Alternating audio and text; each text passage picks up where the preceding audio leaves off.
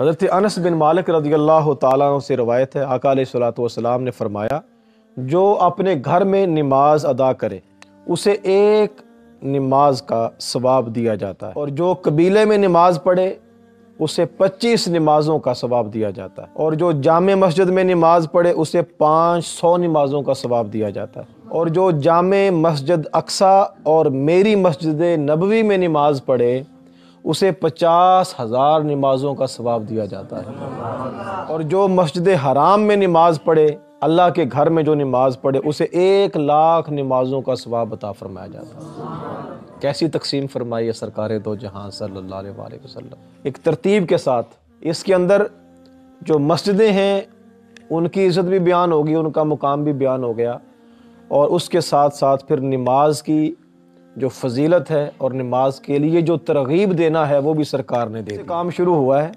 ایک نماز سے، یعنی گھر میں پڑھنی ہے تو ایک، بات چلتے آئی، قبیلے میں پڑھے تو 25 نمازوں کا، جامع مسجد میں پڑھے تو 50 نمازوں کا، مسجد نبوی میں مسجد اقصی میں پڑھے تو 50,000 نمازوں کا، اور جب اللہ کے گھر میں آ جائے تو فرمایا سب سے زیادہ ثواب 1,00,000 نماز کا ثواب آپ ملتا ہے۔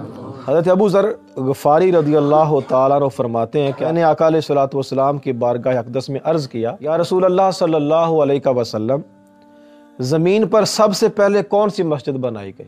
آپ صلی اللہ علیہ وسلم نے فرمایا مسجد حرام، جہاں حج کرتے ہیں، اللہ کا گھر، قرآن مجید میں بھی اس کا ذکر ہے، تو مسجد حرام سرکار نے فرمایا۔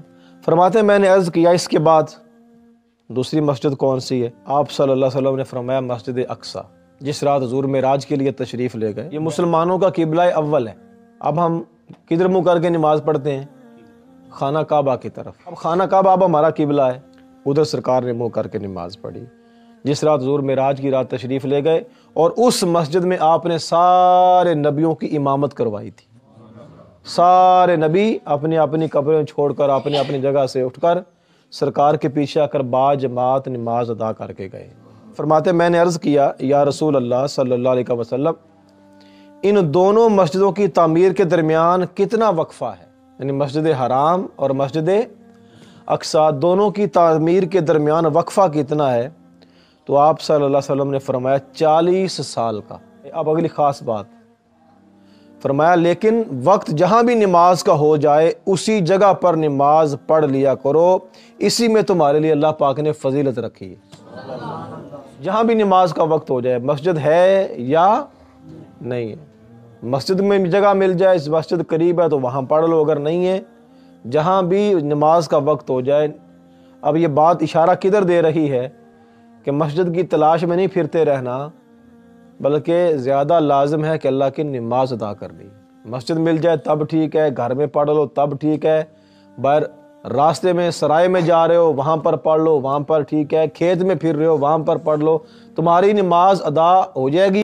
کہ سرکار نے ایک مقام پر تو ارشاد فرمایا نا، جعلت لی الارض مسجدا، جو پہلی امتیں تھیں ان کے لیے لازم ہوتا تھا کہ وہ نماز مسجدوں میں پڑھیں، مسجد کے علاوہ وہ کہیں نماز نہیں پڑھ سکتے تھے، لیکن یہ اعزاز امت مصطفیٰ کو حضور کے وسیلے سے ملا ہے صلی اللہ علیہ وآلہ وسلم۔ سرکار نے فرمایا جہاں بھی نماز کا وقت ہو جائے پوری زمین کو میری امت کے لیے مسجد بنا دیا گیا ہے۔ یہ صرف اعزاز امت مصطفیٰ صلی اللہ علیہ وآلہ وسلم کو نصیب ہوا۔